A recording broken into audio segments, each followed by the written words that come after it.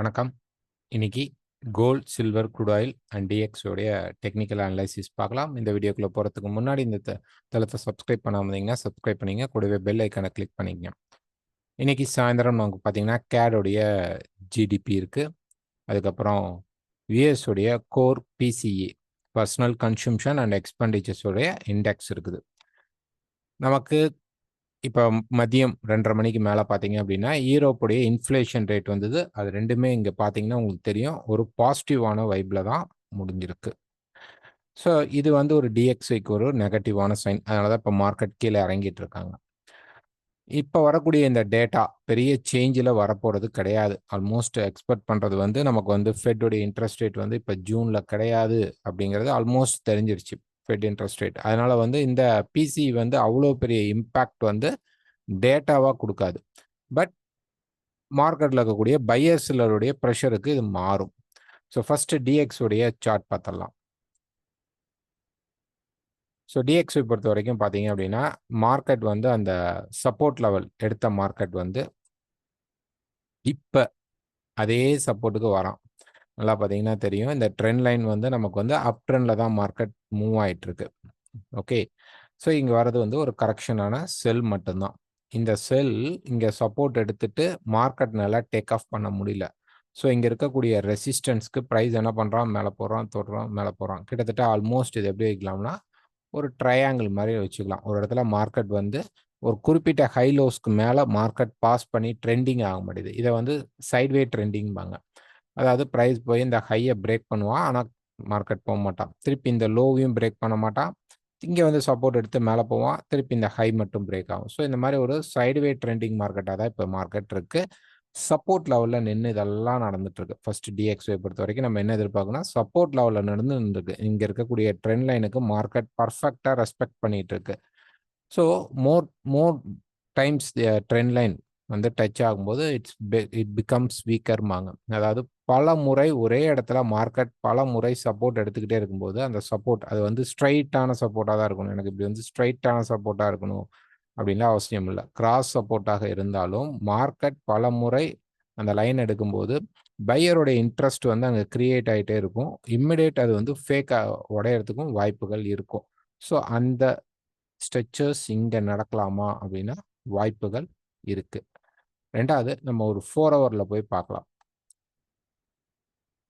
So 4 hour பொறுத்த வரைக்கும் நான் சொல்லியிருந்தேன். ப்ரைஸ் பார்த்தீங்கன்னா இது வந்து நமக்கு வந்து ஒரு சப்ளை ஏரியா, கீழே இருக்கிறது வந்து ஒரு டிமாண்ட் ஏரியா.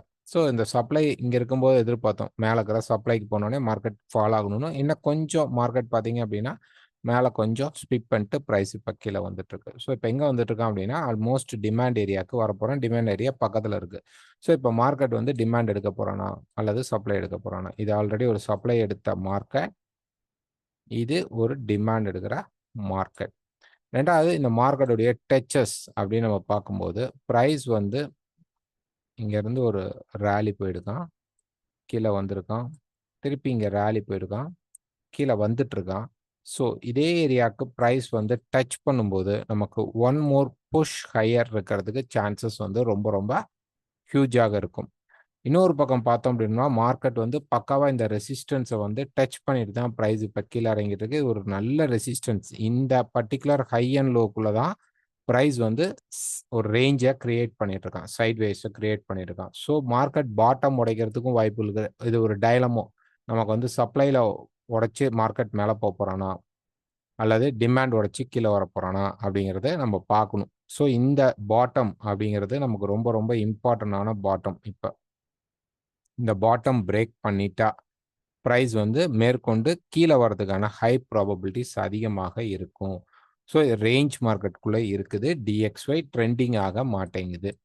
ஸோ வெயிட் பண்ணணும். நல்ல ஒரு கிளியர் ஸ்ட்ரக்சருக்காக தான் வெயிட் பண்ணணும். ஸோ இந்த இடத்துல ஒரு சேனல் நான் போடலாம் அப்படின்னா இப்படி வச்சுக்கலாம். ஆல்மோஸ்ட்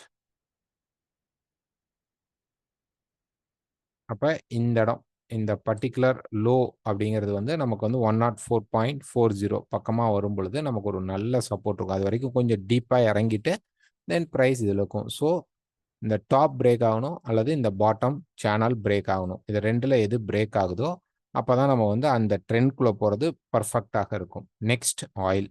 ஸோ ஆயில் பொறுத்த வரைக்கும் ஒரு டே ஃப்ரேமில் பார்த்தீங்கன்னா இந்த எக்ஸ்பான்ஷனை வந்து லைவ்ல கூட சொல்லியிருப்பேன். மார்க்கெட் பார்த்தீங்க அப்படின்னா ஒரு எக்ஸ்பான்ஷனை வந்து கிரியேட் பண்ணிட்டு இருக்கான்.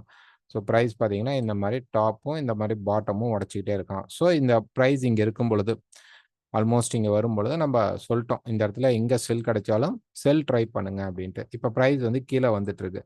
இப்போ இனி எந்த இடத்துல நமக்கு பை சான்ஸ் கிடைச்சாலும் நம்ம பை ட்ரை பண்ணலாம். இல்லை இன்னும் கூட கொஞ்சம் கீழே வரலாம், வந்தாலும் பிரச்சனை இல்லை. இது வந்து உடனே மார்க்கெட்டில் ஹோல்ட் ஆகாது, பிரேக் அவுட்டாக இல்லை, எல்லாமே ஒரு ஷேடோ ஸ்டாண்டிலாக வரும். ஸோ நல்லா செக் பண்ணி பார்த்தீங்கன்னா தெரியும். இந்த இடத்துல ப்ரைஸோடைய அந்த டாப்ஸ் அண்ட் பாட்டத்தை நான் காட்டுறேன். ஸோ இப்படி எடுத்துக்கிட்டீங்க அப்படின்னா இந்த லோ மார்க்கெட்டில் ஃபஸ்ட்டு கிடைக்குது, அந்த லோக்கு கீழே மார்க்கெட் ஷேடோவாக ரிஜெக்ட் ஆகி போகிறான். திருப்பி இந்த லோக்கு கீழே ரிஜெக்ட் ஆகி போகிறான். இந்த டாப்புக்கு மேலே பார்த்தீங்கன்னா ப்ரைஸ் ரிஜெக்ட் ஆகி போகிறான். இந்த இடத்துல மட்டும் லைட்டாக பிரேக் போயிட்டு திருப்பி மார்க்கெட் இங்கே ரிஜெக்ஷன் ஆகிட்டாங்க. ஸோ இதுதான் ஒரு கிளியரான எக்ஸ்பான்ஷனாக மார்க்கெட்டில் எடுத்துக்கணும். ஸோ அப்போ ஆல்மோஸ்ட் நம்ம இங்கே வந்துட்டாவே இன்னும் வந்து இந்த முறை இந்த லோக்கு கீழே ஒரு ஷேடோ கொடுப்பான் அப்படின்னு நம்ம எதிர்பார்க்க கூடாது. இனி இது ஒரு லிமிட்டுக்கு மேலே ஆல்மோஸ்ட் பார்த்தீங்க அப்படின்னா 1 2 3 இந்த பக்கமும் பார்த்தீங்கன்னா 1 2 3 மல்டி டச்சஸ்க்கு மேலே போயிட்டு இருக்கு. அப்போ ஏதோ ஒரு இடத்துல சப்போர்ட் எடுத்துட்டு இந்த லோ பிரேக் ஆகாம மேலே பிரேக் ஆகிறதுக்கான வாய்ப்புகளும் இருக்கும். அல்லது கீழே ஒன் மோர் வந்துட்டு திருப்பி லோ பிரேக் ஆகிறதுக்கான வாய்ப்புகளும் அமையும். ஸோ அப்போ நம்ம என்ன பண்ணணும் அப்படின்னா இந்த செல் அப்படிங்கிறது முடிச்சுட்டு இந்த இடத்துல நம்ம இப்போ என்ன பண்ணணும்னா எனி பை செட்டப்ஸ் இந்த ஜோனுக்குள்ள எனி பை செட்டப்ஸ் கிடைக்குதோ ஸ்டாப் லாஸ் யூஸ் பண்ணி பை ட்ரை பண்ணுங்க. பட் பக்கா ரேஞ்சில் இருக்கு. இதுதான் ரேஞ்ச். ஹைஸ் அதாவது எக்ஸ்பான்ஷன்ல நடக்கிற ரேஞ்ச். ஹை உடைக்கிறான் ஆனால் மேலே ட்ரெண்டிங் ஆகல, லோ உடைக்கிறான் ஆனால் கீழே ட்ரெண்டிங் ஆகல, திருப்பி போய் ஹை உடைக்கிறான் ஆனால் மேலே ட்ரெண்டிங் ஆகல, கீழே வந்துட்டான். ஸோ பக்காவான ரேஞ்ச் மார்க்கெட்டில் இருக்க ஆயில். ஓவர் நைட் பொசிஷன் எடுக்காதீங்க. ஜியோ பாலிட்டிக்ஸ் அவ்வளோ நல்லா இல்லை. ஸோ அதனால் ஓவர் நைட் பொசிஷன்ஸ்லாம் முடிஞ்ச அளவு அவாய்ட் பண்ணிக்க ட்ரை பண்ணுங்கள். இன்றைக்கி எடுக்க வேணாம். பெருசாக போய் ஒரு பொசிஷன் இப்போ தான் ஃப்ரெஷ்ஷாக நான் உள்ளுக்குள்ளே போகிறேன் அப்படிங்கிறவங்க எடுக்க வேண்டாம். மண்டே எடுத்துக்கலாம். ஓகேங்களா? ஸோ இது நான் யாருக்கு சொல்கிறேன் அப்படின்னா நான் மெயினாக கோல்டில் ஒரு போது சொல்லிடுறேன். ஏன்னா நிறைய பேர் டேரெக்டாக கோல்டு தான் பார்ப்பாங்க.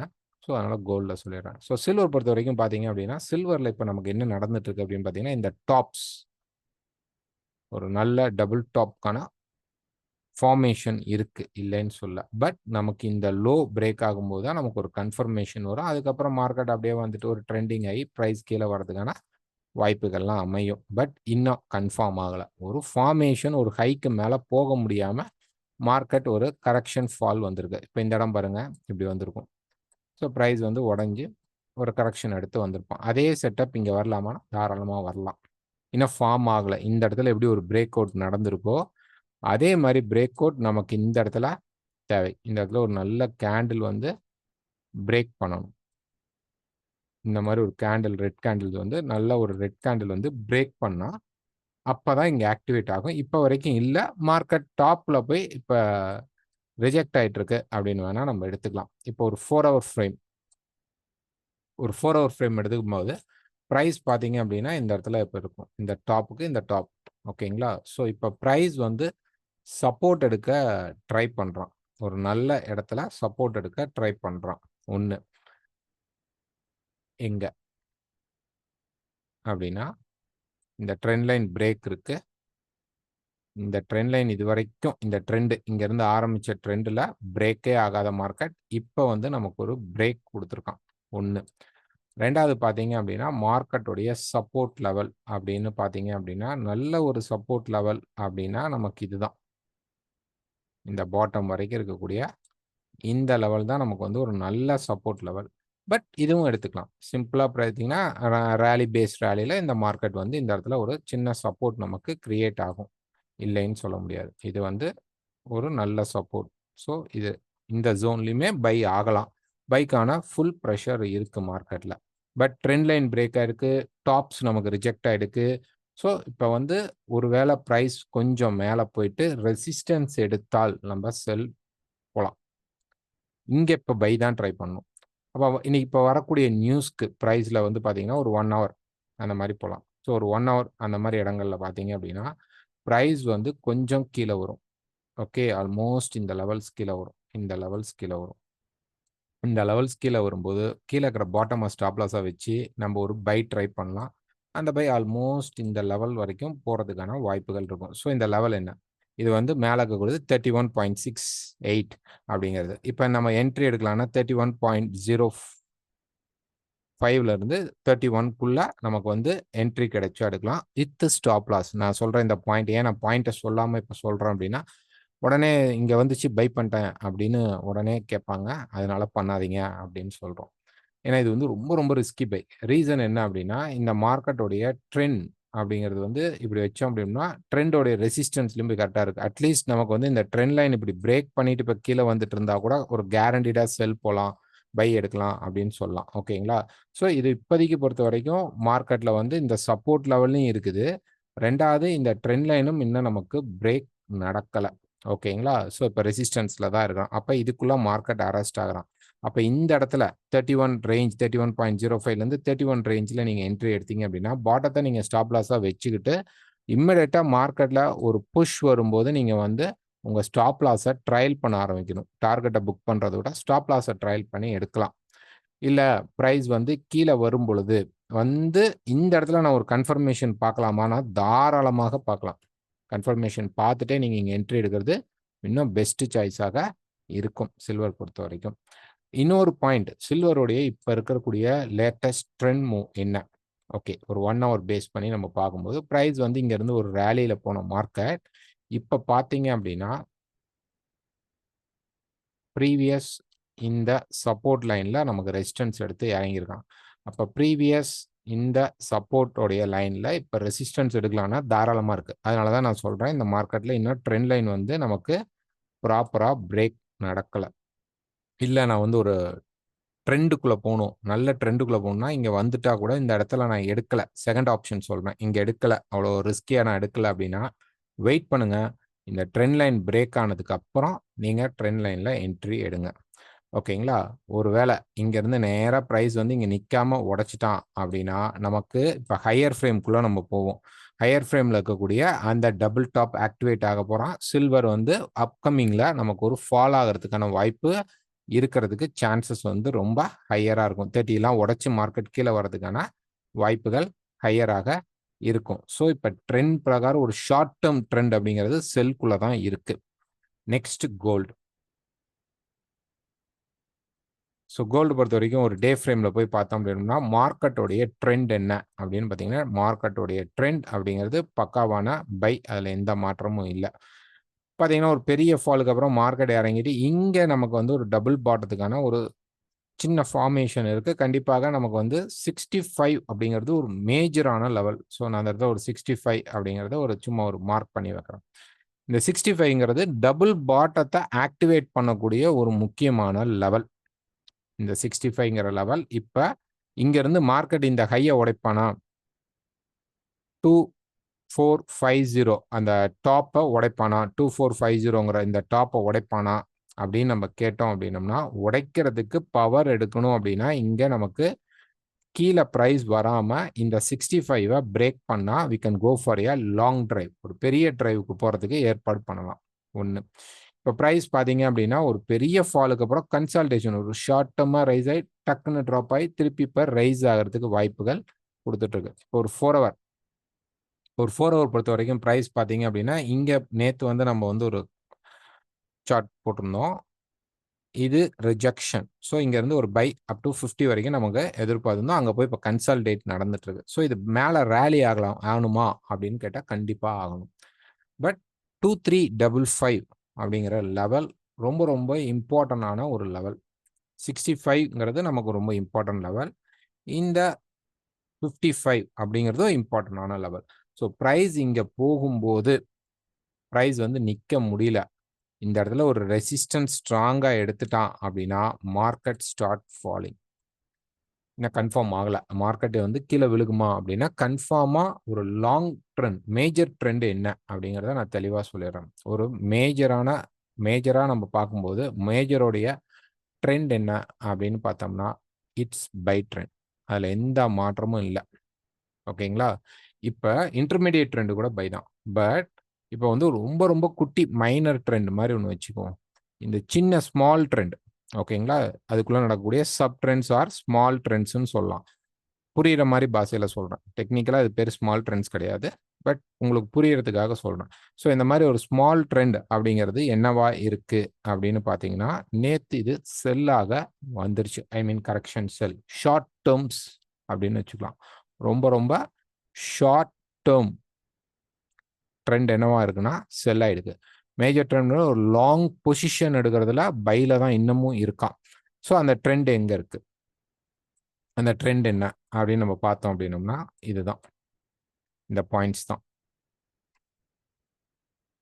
ஸோ இங்கேருந்து ஃபால் ஆன மார்க்கெட் இந்த ஷார்ட் டேர்மில் நமக்கு வந்து ப்ரைஸ் பார்த்தீங்க அப்படின்னா இந்த மாதிரி ஒரு செல் வந்துட்டான். அப்போ இங்கே நான் என்ன பண்ணணும்? அப்சல்யூட்டாக நான் அந்த இடத்துல என்ன பண்ணணும்னா செல் ட்ரை பண்ணணும். ஒன்று, எனக்கு இந்த 65 அப்படிங்கிறது பிரேக் ஆனால் மட்டும்தான் we are going for trend. So இங்கேருந்து மார்க்கெட் என்ன ஆக ஆரம்பிச்சிடும்? பெரிய ஒரு ரேலியை கொடுக்க ஆரம்பிக்கும். இந்த இடத்துக்கு ஃபஸ்ட்டு போய் நிற்கும். ஒரு 400 ஆர் 405 வரைக்கும் மார்க்கெட் போய் நிற்கும். தென் இங்க ஒரு சின்ன அப்படி ஒரு கன்சால்டேட் ஆகி திருப்பி மார்க்கெட்னால செல் எடுக்க முடியல அப்படின்னா இந்த டாப்ஸை மார்க்கெட் திருப்பி பிரேக் பண்றதுக்கான ஹை ப்ராபபிலிட்டி இருக்கு. ஒன்று இல்லை, இப்போ இந்த லோ பிரேக் ஆகலாமா?